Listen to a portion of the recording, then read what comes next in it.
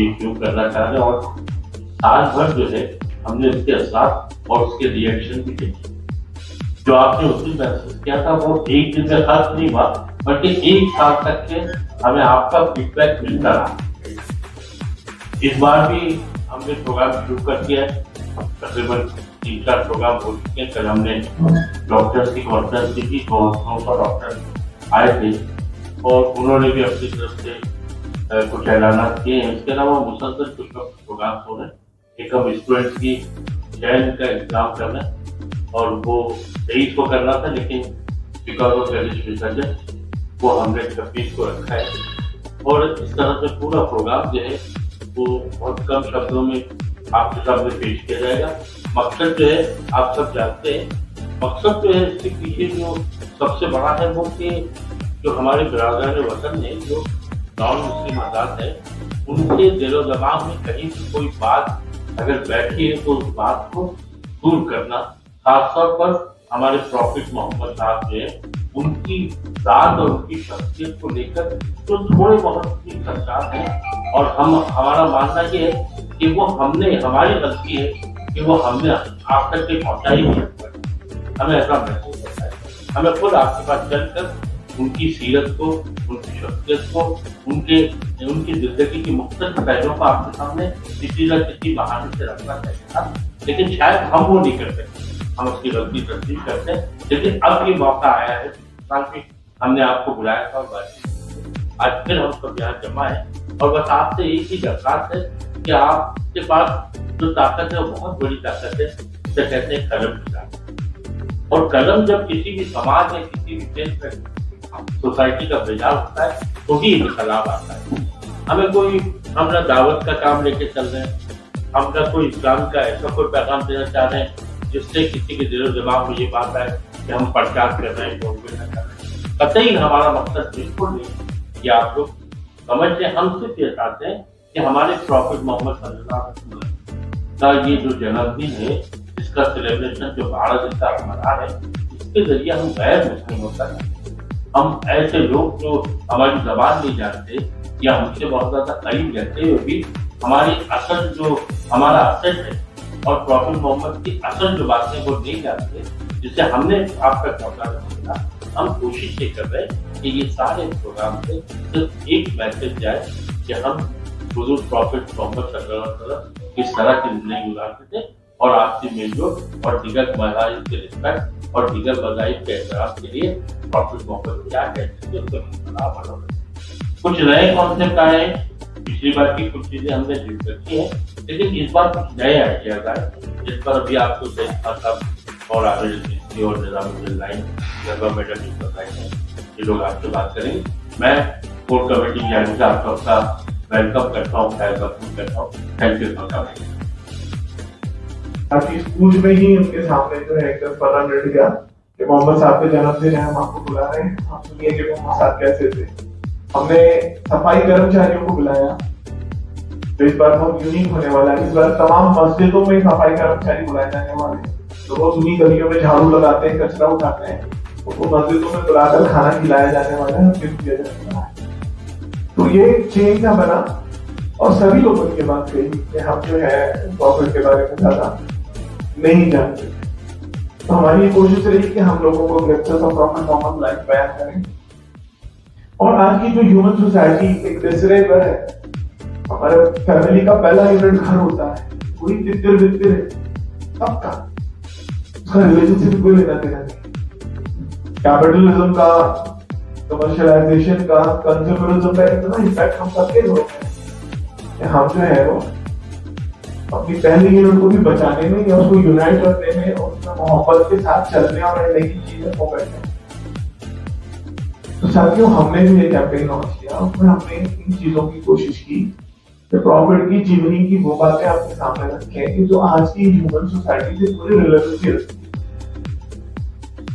मैंने बहुत सारे जर्नलिस्टों को मीटिंग में भी बात कही, तो कह रही हमारे लिए भी पहली बार बात मालूम पड़ी कि हमारा रिलीजन जिसको इस्लाम कहते हैं, उसकी थोड़ी सी बातें मैं आपके सामने रख दूं। नॉट कोई प्रोपोगेशन नहीं है, सिर्फ इन्फॉर्मेशन है कि ये जो है वो निरंकारी ईश्वर में बिलीव करता है।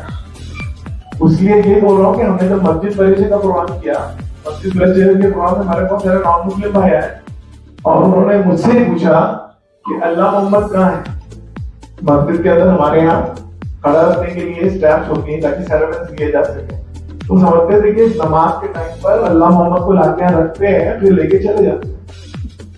तो फिर हमको समझाना पड़ा कि भाई निरंकारी ईश्वर की पूजा करते हैं, जैसा सिख मत निरंकारी ईश्वर की पूजा करता है, इस तरह हिंदू धर्म के बहुत सारे लोग भी निरंकारी ईश्वर की पूजा करते हैं। हम भी निरंकारी, तो पहली बार उनको ये पता चल रहा है कि हम लोग निरंकारी ईश्वर की पूजा करते हैं। इसी मुल्क में हजारों साल साथ में रहने पर भी याद, तो हमको हमारी गिल्टी फीलिंग जाता है कि हम छोटी छोटी इंफॉर्मेशन, कम से कम इतनी तो बेसिक इंफॉर्मेशन दे देते हैं कि मैं निरंकारी ईश्वर की पूजा करता हूँ। तो इस्लाम जो है निरंकारी ईश्वर की पूजा करता है और इसका एक चेन है। हमारे यहाँ लोगों को ये नहीं पता, मैक्सिमम लोगों को, जर्नलिस्टों को भी, कि जो जीसस है वो खुद इस्लाम के प्रॉफिट है। लोगों नहीं पता मोसेस जिनको जो है यहूदी मानते हैं वो खुद इस्लाम के प्रॉफिट है। लोगों को ये नहीं पता कि कुरान शरीफ में मैक्सिमम मोसेस के बारे में लिखा हुआ है। कुरान शरीफ में कई आयतें जो है वो माँ मरियम के बारे में है, उनकी प्योरिटी के बारे में है। एक्जेक्टली जो क्रिश्चियन बिलीव है उनके प्योरिटी के बारे में वो भी, और जीसस के बारे में, ईसा अलैहिस्सलाम के बारे में पूरी की पूरी कुरानी वर्सेस लिखी गई है। ये तीनों रिलीजन असल में इब्राहिमिक रिलीजन कहलाते हैं। इनके तीनों के रिलीजन के जो मेन मुखिया है वो प्रॉफिट इब्राहिम है, और ये तीनों के दोनों प्रॉफिट इब्राहिम को ही अपना फादर बोलते हैं। इसलिए प्रॉफिट अब्राहम की पूरी बातें जो है वो पूरे कुरान में लिखी पड़ी हुई है। तो पीपल वेरी शॉक, बोले हम लोग तो अलग समझते थे, हम अलग समझते थे। मैंने कहा नहीं, ये एक सीरीज है कि वो कहते हैं कि जो है वो Moses was the last profit. बहुत अजीब बात मैं आपको बताऊं कि उससे पहले के सारे प्रॉफिट वो भी मानते हैं, सारे मैसेंजर्स को क्रिश्चियन भी मानते हैं, नूह को मानते हैं, जोसेफ को, जो जितने जो हम मानते हैं। मोसेस वाले जो जुडास हैं, यहूदी हैं, वो भी सारे प्रॉफिट को मानते हैं। इसको हम लोग उर्दू में कहते हैं दुर्रा यानी फ्रॉम टू साइड्स और French from both side. Mummy भी नहीं है, पापा भी। आपने अपनी जीवन ऐसे शुरू किया और अपने जीवन में जो चीजें सबसे इंपॉर्टेंट रही, जो रिमार्केबल रही, he was one of the best social worker of the society। Society के हर आदमी के काम आता है। कोई दुखियारा है, यतीम होने की वजह से he was knowing that the pain of the orphanage। सबसे ज्यादा प्यार वो यतीमों से करते थे जिसके माँ बाप नहीं हो। मैं इसी ग्लिम्सेस में बोलना चाहता हूँ। एक साहब ने किताब लिखी The 100 माइकल हार्ट ने। तो माइकल हार्ट तो क्रिश्चियन है, लेकिन उन्होंने 106 लोगों के लिए जीवनी की पूरी बातें जोड़ी और उन्होंने सबसे पहला नाम मोहम्मद का लिखा, सल्लल्लाहु अलैहि वसल्लम। पीस बी अपॉन हिम, सल्लल्लाहु अलैहि वसल्लम मतलब पीस बी अपॉन हिम। तो माइकल हार्ट से किसी ने पूछा कि क्या चीज ने तुमको इंस्टिगेट किया, इंस्पायर किया कि तुमको अपने पहले कमरे में रख दिया? वो जो फीलिंग है ना एक यतीम की, प्रॉफिट की, वो फीलिंग की। एक बार प्रॉफिट बैठे थे और कोई बच्चे खेल रहे थे, तो एक साहब आया, उन्होंने कहा, ढूंढते ढूंढते पूछा मेरा बेटा किसी ने देखा है? किसी ने कहा आपका बेटा उन बच्चों के साथ फला जगह खेल रहा है। तो जैसे वो बच्चे के लिए टर्न होने लगे वहां जाने के लिए, तो प्रॉफिट ने कहा कि अपने बेटे को वो बेटा बोल के मत बुला, क्यों कॉल है बेटा बोल के मत बोलना, इसलिए कि वहां ऐसे बच्चे भी खेल रहे हैं जिसके बाप नहीं है। वो जो पेन की और वो जो फीलिंग बच्चों को वहां डेवलप होगी, इतनी माइन्यूट सी बात की प्रॉफिट जो है वो अपनी नजर में रखते थे। इतना छोटा भी किसी का दिल हर्ट नहीं होना चाहिए। तो आप जो है वो यतीम थे दोनों साइड से, आपने उसी दुनिया का सबसे बड़ा रेवोल्यूशन जो आज भी हम बात करते हैं किया। He was just 25 years old when he married a widow of 40 years old. The young man of 35 married a woman of 40 years हो और विडो।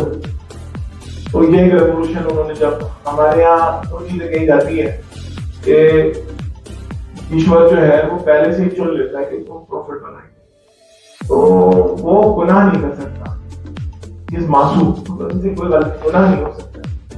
तो प्रॉफिट के जो टाइम है, जब अल्लाह ताला ने कहा ऐसा आप ही कि अब जाके कह दो कि मैं प्रॉफिट हूँ और इस्लाम इज द रिलीजन तुम फॉलो, वो 40 ईयर्स में हुआ। वो जो है बाकी जाके तुम कहो कि 40 ईयर्स में हुआ। ये 40 ईयर्स जो है ये आपके खुद अपने आप में किसी भी ह्यूमन स्पिरिट के अपने पीक पे पहुंचने के लिए स्टोरी भी काफी है। और ये बातें मैं इसलिए कह रहा हूँ कि ये सारी बातें उन्होंने लिखी है जिनका बिलीफ भी इस्लाम पर नहीं है। हमारे क्रिश्चियन ऑथर्स ने प्रॉफिट की लाइफ को 40 ईयर्स की पहले की है, बहुत डिटेल में लिखा है और लिखा है कि वो किस तरह के थे। जब वो 40 ईयर्स के हुए, 40 ईयर्स में उन्होंने कहा कि ईश्वर एक है और उसी की भक्ति की जा सकती है।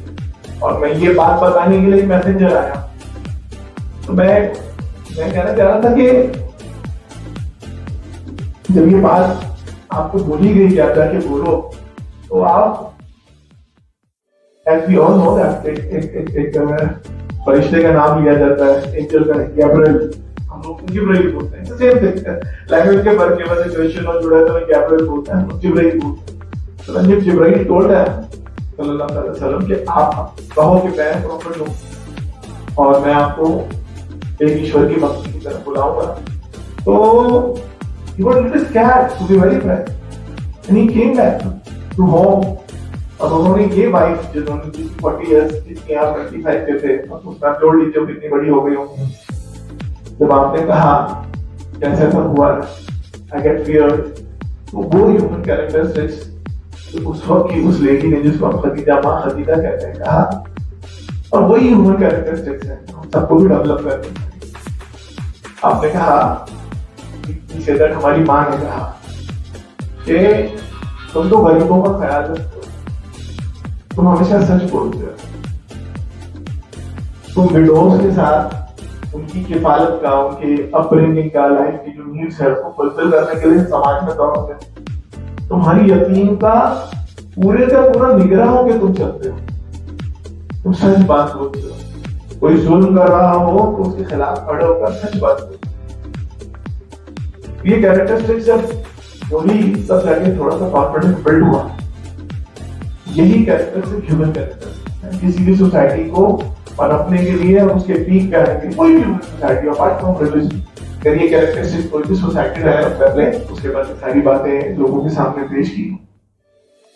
और ये ह्यूमन सोसाइटी का एक बड़ा वो है, फेस है, तो ओनली 23 इयर्स, 40 साल से शुरू किया, 63 इयर्स में दुनिया से चले गए। और ये 23 साल में उन्होंने वो बातें की हैं जो 1400 इयर्स के बाद भी उतनी ही रिलेवेंट है, उतनी ही लॉजिकल है और उतनी ही साइंटिफिक है।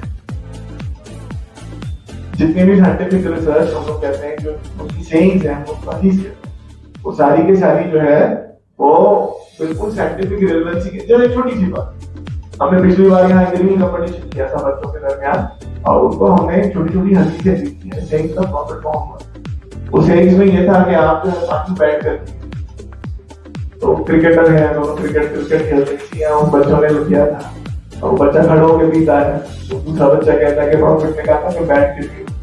कि बैठ के पीने के पास वो डॉक्टर्स की कहीं भी बातें बोलता है कि साइंटिफिकली प्रूवन है कि पानी बैठ के पियो। तो ऐसी पूरी हमने जो है वो बातें जो प्रॉफिट की लोगों के सामने प्रोपोगेट की। आपकी जिंदगी में बहुत सारे उतार चढ़ाव हुआ है, लेकिन आपका कैरेक्टर, ह्यूमन कैरेक्टर कभी भी चेंज नहीं। आपकी जिंदगी में आपने वॉर्स भी देखी, पहली वॉर में जो लोग पकड़ के लाए गए और उनको किसी ने टाइट बांध दिया था, he fired his companion, आपने इनका हाथ इतना मजबूती से क्यों बांधा है? This is highly inhuman। अब नहीं बांध सकते था, कैदी भी है, ऐसा नहीं बांध सकते। और लोगों को कहा कि जो खा रहे हो वही खिलाना है इनको। और इतने बड़े एजुकेशनिस्ट थे, उसकी एक एग्जांपल दे दूं, जब उन्होंने कहा हमको छोड़ दो, तो बोले अच्छा छोड़ दो, चलो तो मारने वाले आए थे। और यू नो, किसी ने कहा मैं हिब्रू जानता हूँ, हिब्रू जानता हूँ, किसी ने कहा मैं कुछ जानता हूँ, ठीक है तो सिखा दो, चले। नॉलेज है ना, उसको ट्रांसफर कर दो, एजुकेशन को ट्रांसफर कर दो, बाकी छुट्टी। उसी तरह इसी कैरेक्टरिस्टिक्स में बहुत सारी बातें हैंडल की हैं। हम लोग क्योंकि बिलीव करते हैं, क्योंकि बस मिरेकल्स भी थे और हर महापुरुषों के पास मिरेकल्स था कि लोग मानते थे। तो वो एक उठनी आती है, वो उठनी आती कहती है आके कुछ, उनका चेहरा बदल जाता। हम कहते हैं कि उसके मालिक को बुलाओ, उसका मालिक आता है, उसके मालिक पे ही पार्ट कि तुमने कैसा रखा है। ये कह रही है कि मुझे खाना कम देता है, मुझसे काम ज्यादा लेता है। तो ही पांच डॉट, अगर पेट भर के जानवरों को तुमने खाना नहीं खिलाया, तो विल बी पनिश्ड। पेट भर के उतना खिलाओ, तब उससे उतना काम लो। एक गधे को देखा आपने, यहाँ से खून बह रहा था। हम लोग ऐसा मानते हैं कि प्रॉफिट किसी को नेगेटिव वर्ड्स कहते होता है, हमारा भी नहीं रहता है। आपने कहा लानत उस आदमी पे जिसने गधे को बेरहमी से मारा है। And he was like anything, वहाँ बिल्कुल बहुत बेहतर है, पूछा पाछा उसको, and he was disturbed like anything। इस गधे को ऐसा किसने मार दिया? तो हम लोग देखते हैं कि इनकी प्रॉपर्टी पे पूरी कैरेक्टरिस्टिक्स है। एक बहुत यूनिक बात मैं आपको बताना चाहता हूँ कि जंगें हुई है ना, एक इविल फोर्सेस आई। हम लोग बिलीव करते हैं कि ट्रुथ की फोर्सेस से इविल का लड़ना नेचुरल है दुनिया में। हमारी भी ग्रंथों में और हमारी भी तमाम उसमें है। ट्रुथ की फोर्सेस आती है तो इविल फोर्सेस से लड़ाई होना ही होना है कि इविल को बर्दाश्त आज होता है। आपने जो आज तक की मेरे ख्याल से हमारे यहाँ जो वॉर्स हुई है, वॉर्स में भी ये हिदायतें शायद बाद में शामिल हुई होगी, वो उसको बाद में शामिल। किसी मेहनत को आप नहीं मारेंगे, अंडा नहीं कैनॉट करें, किसी औरत पे हाथ नहीं उठाएंगे, किसी बच्चे पे हाथ नहीं उठाएंगे, आप किसी का खेत नहीं जलाएंगे, आप किसी के जानवर को नहीं मारेंगे। मतलब एनिमी की बात होगी। तो एक बहुत अच्छी बात जो हमारे भी उलमा कभी नहीं होती, अगर फेथ का आदमी अपनी किसी रिलीजियस प्लेस में सेफ्टी के लिए चला गया हो, अपने आप की जान बचाने के लिए अपने सरेगाह में चला गया हो, चर्च में चला गया हो, मंदिर में चला गया हो, तो आप उसको भी नहीं मारे। और ये कैरेक्टरिस्टिक्स थी जिसकी ट्रेनिंग जो है अपने लोगों को दी। साथियों, इस ह्यूमन सोसाइटी के जो कनेक्टिविटी है उसकी रिलेवेंस सबसे ज्यादा है। आप माँ बाप की इज्जत के ताल्लुक से हमेशा कहते हैं, लड़कों से कहा ये जो तुम जवान हुए हो तुम्हारी बाप की वजह से है, और जो कुछ तुम्हारा है वो भी तुम्हारे बाप का है। इस गुरूर में मत रहना कि इंडिविजुअलिटी क्रिएट हो गई है। आज हमारे यहाँ ही हो रहा है ह्यूमन सोसाइटी में। हमारे औलादें जो है बाप को एक बेस प्रोडक्ट मान के, या तेरा अब यूज ही नहीं है, इस तरह से हमने छोड़ना शुरू कर दिया है।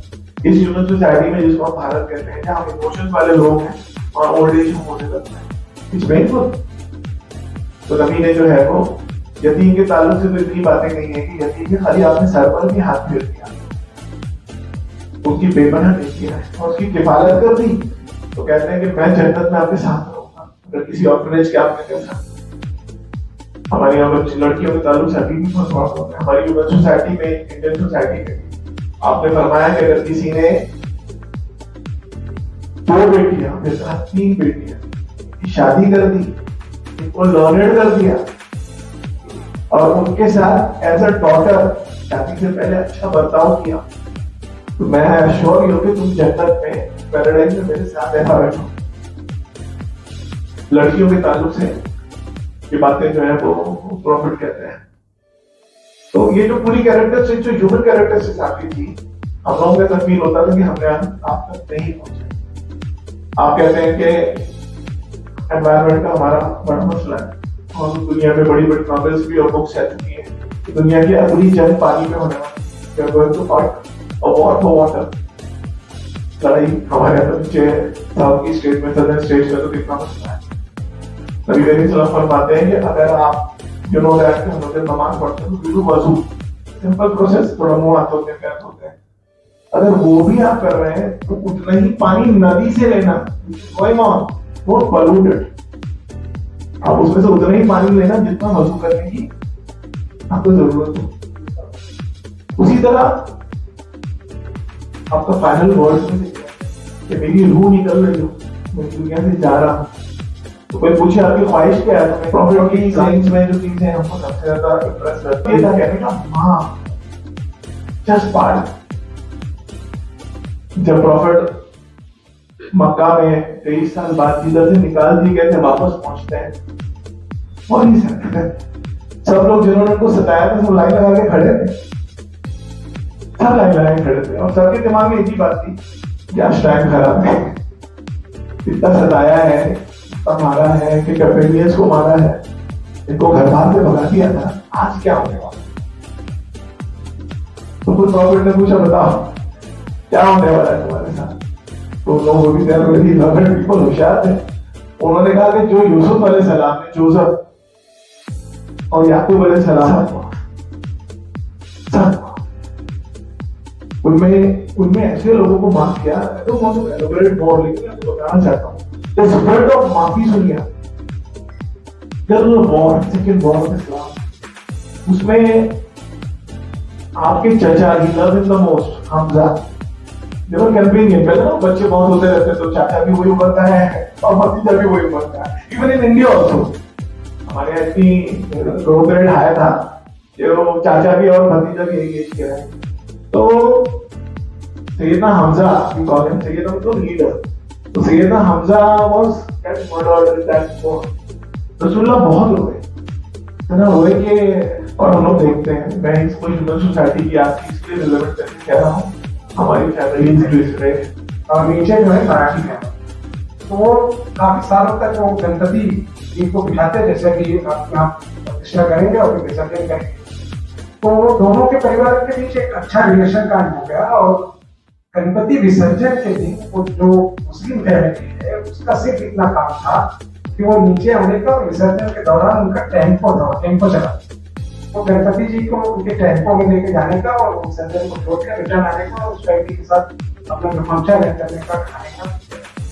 तो 8-10 साल तक उन्होंने उनको किया। उसके बाद तो उनकी डेथ हो गई, तो गणपति बिठाते, तो उनकी फैमिली की वाइफ, उनका बेटा, तो फिर उसको ये चिंता हुई कि अभी तो मेरे पिताजी है नहीं, तो ये बाकी का कौन देखेगा। तो वो जो मुस्लिम फैमिली थी उसने फिर उसको कंटिन्यू ही रखा, कि वो उनकी डेथ के बाद भी वो उसी टाइम पर जाने का और उसको विसर्जन में और उसमें जो भी मदद थी वो करते रहने का।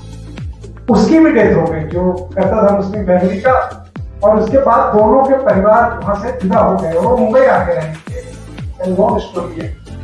और बड़े पैसे वाले भी वो लोग हो गए, लेकिन उनको एक आभास रहता था कि ये त्योहार था जिसमें हम 10 दिन एक दूसरे के साथ बहुत अच्छे से मिलते थे। तो उनका जो बेटा था उसने गणपति, क्योंकि एक बार आपने बिठा दिया तो फिर वो हर साल आपको प्रतिष्ठित करना ही करना, तो उस बच्चे ने किया, और वो साल उसको बड़ी फिक्र थी कि मेरे डैडी भी नहीं है, और जो मेरे लिए गाड़ी लेके आते थे मैं पैसा दे सकता हूँ, पैसा ला सकता हूँ, लेकिन जो मेरा पारिवारिक रिलेशन था जिसकी वजह से मैं ये इतना मुझे ताकत थी, वो आप कैसे करेंगे। तो विसर्जन के दिन वो बिल्कुल तैयार होके और परेशान हाल में इतने उसके घर की बेल बजती है और एक यंगेस्ट नौजवान उसके घर के बाहर था। तो उन्होंने उसको पूछा, तो कहा कि मैं वही छोटा बच्चा जो आपके पिताजी के साथ था, मैं उनका बेटा हूँ, गफ्फार भाई संते को नाम था, मैं आया हूँ टेम्पो लेके वो विसर्जन के लिए जाने के लिए। तो ये जो पहले हमारे जो रिश्ते थे वो कहीं भटक गए। तो ये जो प्राप्त का ये जो हमको बना रहे और जो ये सोच है, ये बड़ा यही है कि जो घटनाएं समाज में हो गई उससे बदलाव कैसे करें। ये 20 सालों में बदला, 20 साल पहले तो हम रिलीजियस और इस पर बहस ही नहीं करते, और इस तरह की कभी सोच भी नहीं पैदा थी इस देश में, क्योंकि सारे धर्म के लोग एक दूसरे के लिए काम कर रहे थे। मस्जिद बनाने के लिए हमारे हिंदू साथी मजदूर आते थे, मंदिर बनाने में मुस्लिम साथी जाता था, कारपेंटर का 90% काम मुस्लिम लोग के ही हाथ में था, चाहे वो मंदिरों का बनाए चाहे दूसरों का। तो वो जो कंसेप्ट था इस देश का, उसको फिर से लाने का काम यूसुफ भाई ने प्लान किया। तो ये घटना ये थी। दूसरी आप लोगों ने अभी जल्दी में आपने देखा होगा सोलापुर केस में, जहाँ 2 मुस्लिम फैमिली है और 2 हिंदू बच्चियों को पालती, और उनकी शादी हिंदू रीति रिवाज से करती है। अभी एकदम जल्दी अशोक चौहान जी वगैरह इसमें वो गए भी थे। तो ये जो हमारी पुरानी जो चीजें थी वो कैसे रिटर्न आएंगी, जब हम एक दूसरे से बात करेंगे, एक दूसरे के त्योहार में मिलेंगे, एक दूसरे के साथ शामिल होंगे, तो ये इसका एक बड़ा मकसद ये भी है जो यूसुफ भाई ने और खास करके आमिर भाई और ये दोनों ने जितनी मेहनत करके आपके सामने पूरा रखा, उसका ये मैं उनका शुक्रिया। As we all know that ये कॉन्सेप्ट पैरल हम लोगों के जहन में इस सोलानी साहब की वजह से आया, और इस कॉन्सेप्ट के पूरे पिछले साल की साल भी इसी को बैकबोन कहा जा सकता है इस्लामिक खाना के चैंपियन सोलानी है। ये कॉन्सेप्ट क्यों आया और इसी के करीब करीब बातें जो है चावल सुबह के आपके सामने रखें। प्रोग्राम रहती नहीं है, खाना तैयार है। सबसे पहले तो आप सबका बहुत बहुत शुक्रिया कि आपने पिछले साल जो इस साल भी हमारे दावत को कबूल किया, यहाँ पहुंचे हैं, आपका बहुत बहुत शुक्रिया।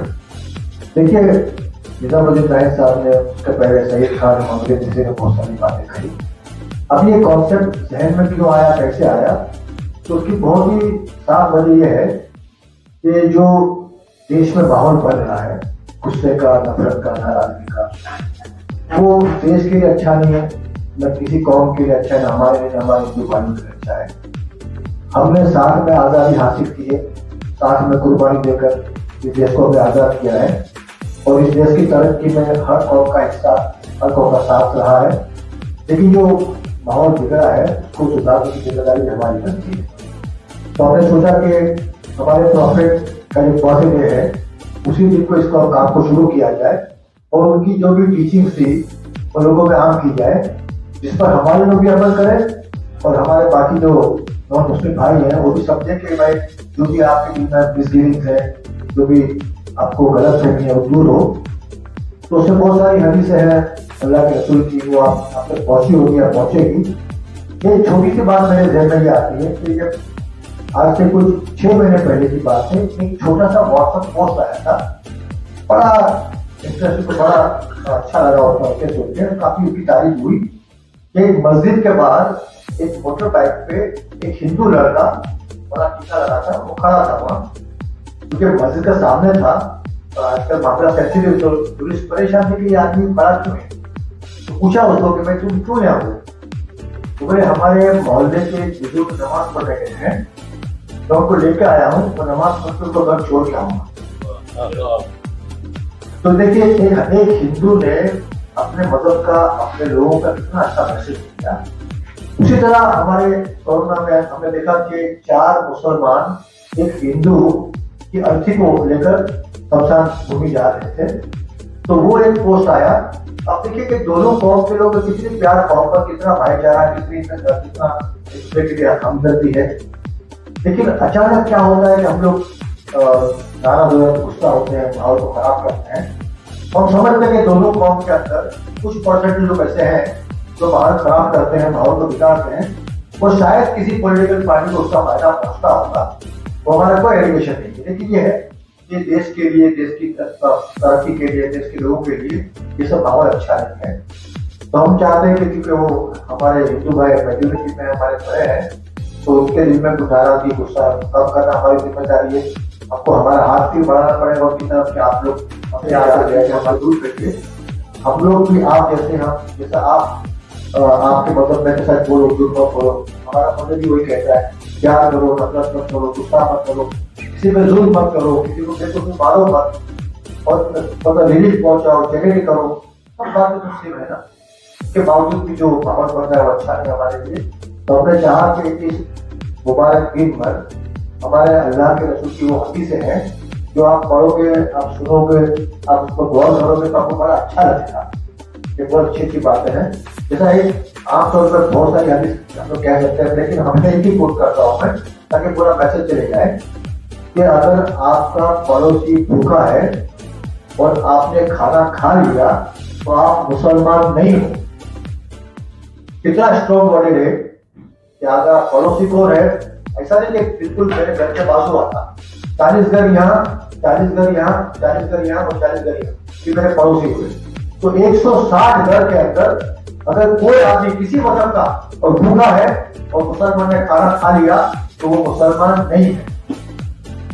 किसी की अर्थी देखो, किसी की वजह देखो तो आप खड़े हो जाओ, उसकी इज्जत करो। आपके घर में कोई पैसा मांगने आया, भीख मांगने आया, तो आप पैसा दो, उसको पूछो कि तेरा मतलब क्या है। ऐसी बहुत सारी बातें हैं जो सुनकर आपका भी दिल खुश होगा, हमको बोलने में अच्छा लगता है ये। और हम लोग चाहते हैं कि इसी जरिए से हम लोग आपस में प्यार बहुत बांटें, और जो नाराजगी, जो नफरत है, जो गुस्सा है, कम हो, और देश की तरक्की के लिए हम लोग आगे बढ़े, ये मकसद था। और मैं सबका आपका शुक्रिया अदा करता हूँ, क्योंकि ये शिकायत आपको आती थी हमारे हिंदू भाई की तरफ से कि भाई आप मस्जिद कैसी है, मस्जिद में क्या होता है, नमाज किस तरह पढ़ते हैं, आपका रोजा क्या है, आप मतलब ईद कैसा मनाते हो, हमको बुलाते क्यों ईद के लिए। तो बहुत सारी बातें हैं हम लोग कर सकते हैं, लेकिन माशाल्लाह आपने ये तय किया है कि 28 तारीख को हर मुसलमान अपने घर में हमारे हिंदू भाइयों को दावत देगा, उसको खाना खिलाएगा, उससे अच्छी अच्छी बातें करेगा और मोहब्बत का हाथ बढ़ाएगा उसकी तरफ, ताकि ये हम लोग आपस में सोशल फैब्रिक हमारा जो है वो स्ट्रॉन्ग हो। और जो भी कोशिश, जो भी परसेंट लोग यहाँ वहाँ जो कोशिश करते हैं, उसका हमारा माशरा बिगड़े नहीं और सारा भी पैदा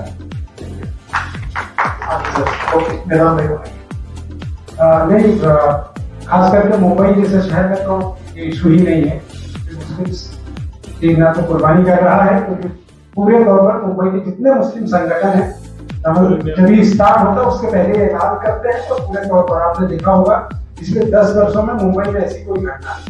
दूसरी चीज है कि इस्लामिक पॉइंट ऑफ व्यू से, भिवंडी और कुर्ला वाला इस्लामिक पॉइंट ऑफ व्यू से हमारे प्रॉफिट में भी और जो है उसमें भी कि गाय का गोश्त खाना मना है, ये बहुत सख्ती के साथ मना है।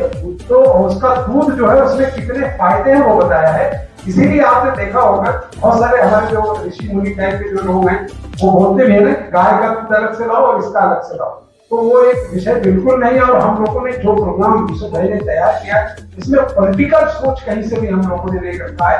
हमने वही चीजें इनके साथ तय किया है जिससे हम समाज को जोड़ सकें। तो प्रॉफिट की हदीस में वो कंफर्म है कि हमने मना किया है। बाला भाई बोलिए। यूसुफ भाई और दूसरे साथी जो बैठे हैं मंच पर, आप सबसे सवाल है, कुछ साल पहले डॉक्टर जाकिर नाइक का जो पब्लिक जो प्रोग्राम होता है उसने एक बहुत ही धक्कादायक उसने स्टेटमेंट किया। उसने ये कहा, ऑन रिकॉर्ड, उसका वीडियो भी आपको गूगल में मिलेगा, उसने कहा कि इस्लाम के अंदर प्रॉफिट मोहम्मद को मानना हराम है। इतना एक जबरदस्त स्टेटमेंट उसने दिया। लेकिन ताज्जुब की बात यह है, अभी तक कोई मुस्लिम तंजीम ने उसके खिलाफ आवाज नहीं उठाया। मैंने पर्सनली मुंबई पुलिस कमिश्नर को कंप्लेन किया, मैंने राइटिंग में कंप्लेन किया कि जो डेंजरस स्टेटमेंट है तो आप इनके ऊपर एक्शन लीजिए जब भी वो आएगा, जब भी उसको लाया जाएगा मुंबई में। लेकिन उसने कहा कि आप गैर मुस्लिम है तो आपका क्या मतलब ऐसे, तो पुलिस ने मैटर को क्लोज किया।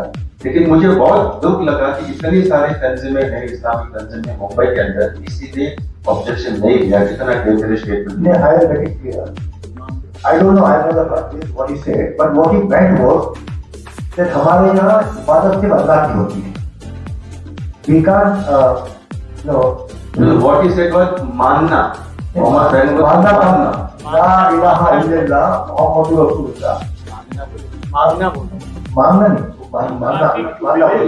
देखिए, what I don't know what he meant was you should worship only Almighty Allah. You should not worship anybody else. तो हमारे मजहब में प्रॉफिट मोहम्मद की वर्शिप करना आपको अलाउड नहीं है, उनको मानना कंपल्सरी मैंडेटरी है। वो हमारा कलमा है, वो पढ़ने के बाद ही आदमी मुस्लिम हो सकता है।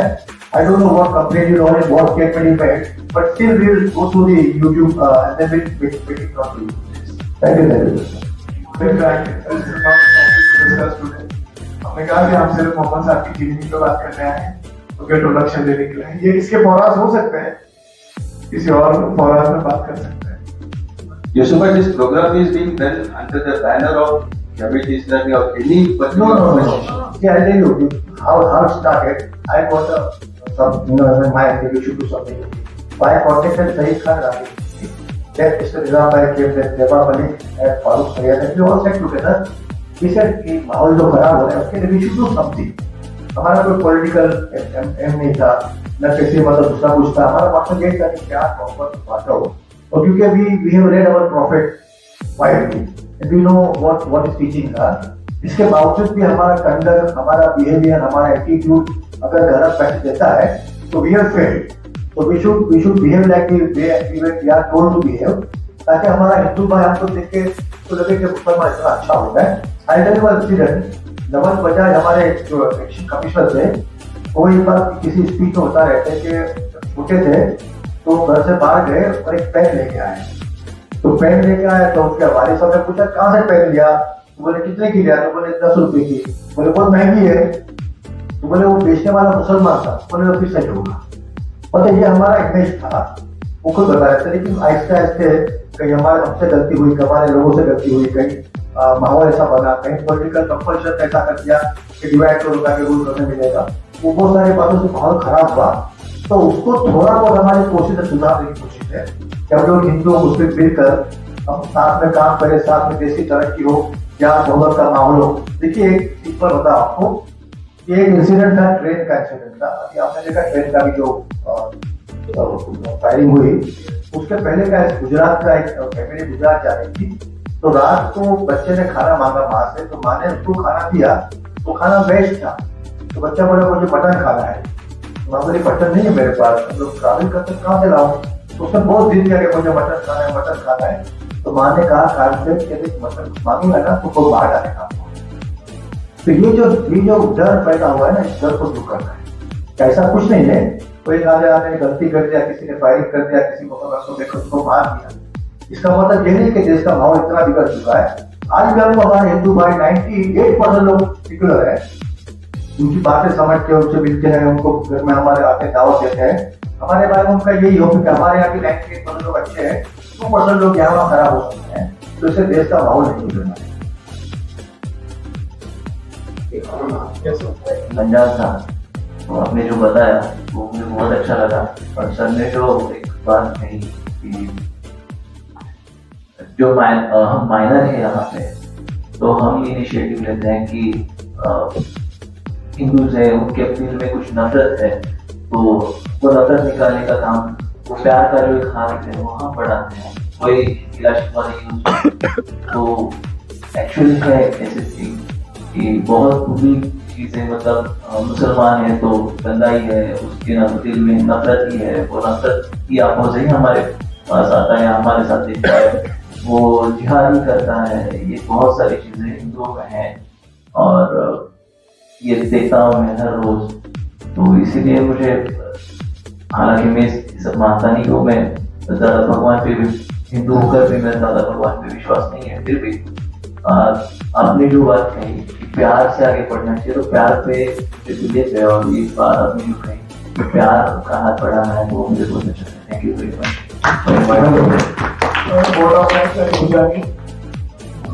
नेक्स्ट ईयर में इस साल का टारगेट है कि 300 लोगों को हम लोग इनवाइट करें।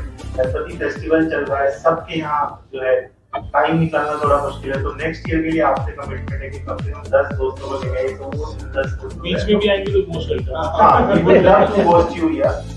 और थैंक यू सो मच, आपने फेस्टिव के टाइम पे भी टाइम निकाला। I owe you for this. Thank you so much.